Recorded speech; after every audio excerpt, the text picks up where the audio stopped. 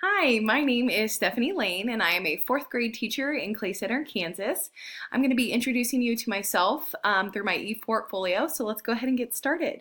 I'm going to start off with my goals. A little bit about me is I live in Clay Center, Kansas. I teach math and ELA for fourth grade. Before I moved to Clay Center, I lived in the Kansas City area and I taught in Blue Valley School District where I taught both fourth and fifth grade. When I married my husband Ian, we moved back to his hometown where he is also a teacher as well as his mom and dad and uncle all in our same district, so it's pretty fun. I'll start off with my professional goals. Kind of the biggest thing about me is I'm a pretty happy, excited, passionate person, and so I hope that everything from my personal life kind of spills over into my professional life. I hope that my students and my colleagues and the people around me feel my passion and excitement for being at work each day. In the next 6 to 10 years, I would love to find a job as a building principal while starting to work on my doctorate. I say 6 to 10 because I feel I'm still relatively new to education and I would like to gain a little bit more experience so that I can be a better principal to all age children and teachers. My ultimate dream beyond 10 to 15 years would be to be a collegiate professor.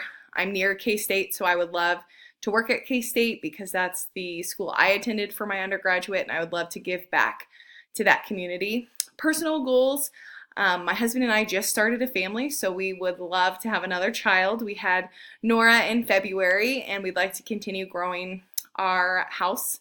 In order to do that, to have more kids, we would probably physically need a bigger house. My husband's brother has special needs, so thinking 10 to 15 years down the road, he'll probably be living with us. So again, an extra bedroom would be nice for that as well. I think ultimately we would like to be financially sound too. I think that's probably everybody's goal, but to have enough in savings for our kiddos as they get older and just making sure we have a comfortable life for our kids. Moving on to my leadership philosophy. So I kind of chose two different types of leadership philosophies that I felt were strong towards my personality. The first is authentic leadership theory. So if you kind of go through, you can see my belief number one is positivity, and that just kind of radiates in all areas of my life. I think being a positive and genuine person is just a big deal. It means a lot to other people, and you just enjoy your life much more when you're a positive, happy person. My second belief is integrity. I just wholeheartedly believe in being an authentic leader, being transparent, being honest, being compassionate to those around me. For leader-member exchange theory, my second leadership style, my belief number one is reciprocity. I just feel passionate about working with my faculty as if they were my team. Instead of me being the leader and telling them what to do, I would like to have a relationship where we can exchange ideas and build a strong culture together. My belief number two is effectiveness. I think all three of these beliefs coupled together leads you to an effective leader. So that fourth belief, if you have high integrity, if you're a passionate and positive person, as well as you collaborate and engage with others, then I think you kind of become an effective leader, an effective person, and that's a big deal to me. That's very important. Moving on to my program of study, I am currently enrolled in two classes this summer, which are curriculum, planning, and evaluation, as well as diversity, and I have one more class left for July. Here is my resume. I really enjoy design and graphic design, and so I had a good time designing my resume. I think it's important to present yourself in a way that makes you stand out towards others. When applying for Clay Center, you know, it's a small town. My husband and I were both lucky to both get jobs, but ultimately you really are putting yourself out there in a couple words on a piece of paper, and so making yourself stand out is important to me. So just a couple things. I touched on being a fourth and fifth grade teacher already. When I was in Blue Valley, I actually had a student who was visually impaired, and our school, while very big and our district very big, we had access to multiple resources. My school did not have access to a teacher who could teach and write in Braille. So my school bought me a Brailling keyboard and I was able to learn Braille. And every day after school, I would Braille all of the assignments and things for the next day for my student. And I really enjoyed it and fell in love with the beauty of communicating in other forms. And so everything in my classroom was Brailled, and it was just a really amazing year to watch my students open up and understand about the student who is new to our building.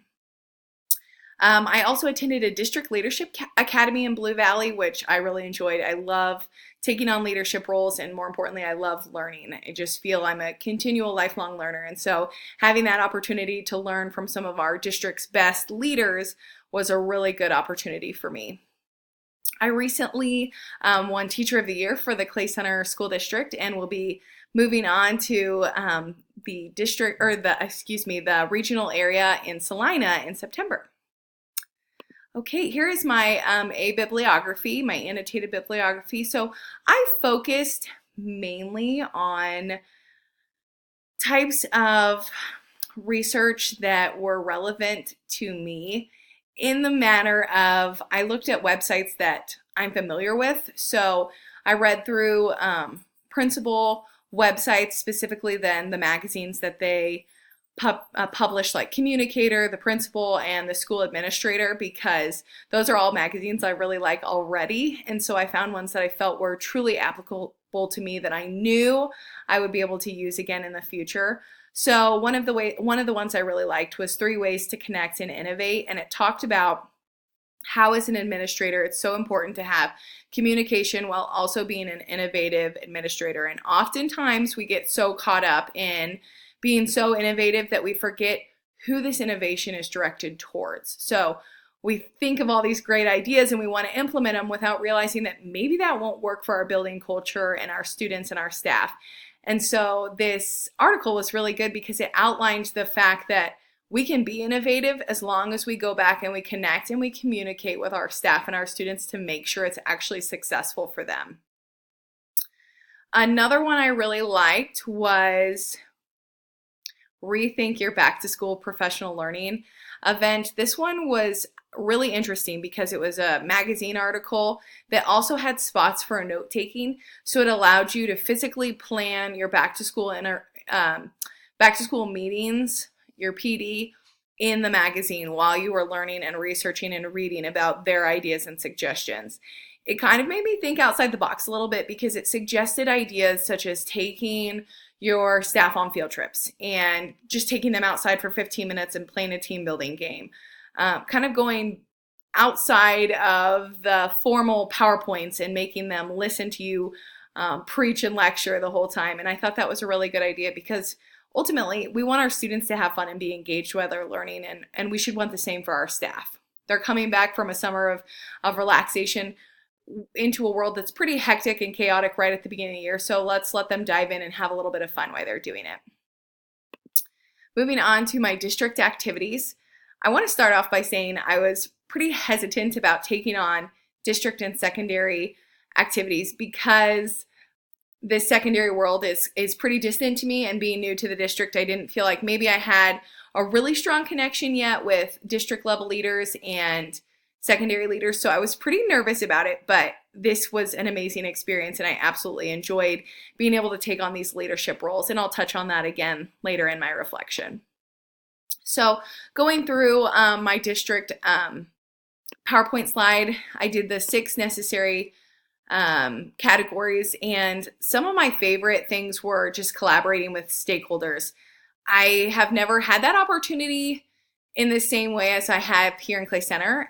In a big city, you don't see your stakeholders at the grocery store and at the pool and going to the bank, whereas in Clay Center, you see your stakeholders everywhere. And so I had the opportunity to go to coffee with our farmers here in town, and I got to kind of talk with them about what they felt like was important with redesign. And so here's an example of redesign. I traveled to Salina for the KSDE, Kansas Cans Redesign Initiative. I'm on the leadership team for that. And so, we would take a bus as a staff each week. And this particular week, we talked about what questions do we want to ask our stakeholders? what opinions do we need to know in order to make our building more successful? And so we took this bus ride. We spent the whole day as a whole district talking about all of our stakeholders, because ultimately we have families and community members who are serving all of our different buildings. So it wasn't something we could just talk about as one school. We really needed to come together and unite on this. So what we decided was we needed to get out there and talk to our stakeholders. So I was on the group that went out to coffee with a Tuesday morning group at 6:30 a.m., probably gentlemen and ladies in their 60s to 80s who were retired farmers. Some of them drove our school buses, and I just chatted with them and wanted to know what they thought our students need in order to be successful as they got older. And it was really an eye-opening opportunity. Here's my elementary activities. I probably did the most here for convenience and comfort, and I just really enjoy the elementary world. So my favorite thing throughout all of my courses was creating this video for our visions and goals, promotional video for EDL 856. I was able to create it with the help of some of my students and kind of charge them with, some cool ideas and having them help me. I kind of led it as almost a PBL of, guys, I need help with solving this problem. I have to create this video and I don't know what outlet to take and how to do it. And so my kids were really excited and passionate about it. And it was a really fun project to complete. And then I was able to share it with my principal, who shared it on our school Twitter and Facebook with parents. And it was just pretty special. A couple other of my activities, I lead our green screen for our school. So our students get to share the news each day. Here's me here because we do teacher interviews every Friday, and the kids get to know silly, fun facts about the teachers that otherwise they may not know. Here I have my staff of 5. They change every 2 weeks. I have my 2 students who are the people on the news who kind of share the news, and newscasters and go over all the data. And then I have my 2 directors over here. So they write the scripts and they tell the students what to say and they cue them in and they edit the video. And then lastly over here in the blue shirt, I have our camera people. And so it's really fun. It keeps me on my toes and keeps me pretty busy, but I love it. Secondary activities, I went through and I was able to do a couple pretty cool things for secondary. Here is our secondary principal, Mr. Young. He was pretty excited about this poster. He had never really broken down the data between CHS and Kansas in regards to demographic data, and found it pretty interesting. So he's going to share that with his staff in August. And here I was leading a green screen tutorial for the secondary teachers at Clay Center High School, which was pretty fun. The majority of the people who showed up were ELA teachers and social studies teachers, and they were pretty excited about being able to use this in their classroom in the future.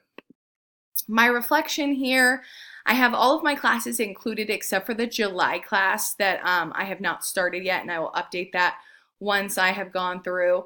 I went through and just pulled all the standards that I actually used in the classes in my reflections, so that way I would have every single one that I did use, and went through and kind of gave my reflection of the class and what my role was as a future administrator. If we look specifically at EDL 856, I said, it is my role as a future administrator to communicate with my community and surrounding communities on the building's culture, learning, and success utilizing multiple means of communication. And then we will move on to my last 2 things, which is activity form. So here I've got everything submitted for all of my activities that I was fortunate enough to do with people in our district. And then the last thing is my administrative verification forms. So Sarah Armstrong is my elementary principal. And then next I have Bud Young, who's our secondary principal. And then lastly, Jacqueline Fitzmeyer, who is our director of curriculum and instruction, and actually kind of our acting assistant superintendent, especially right now. We're in between superintendents, so she's just been a huge leader for our district right now. Thank you so much for watching. I appreciate it.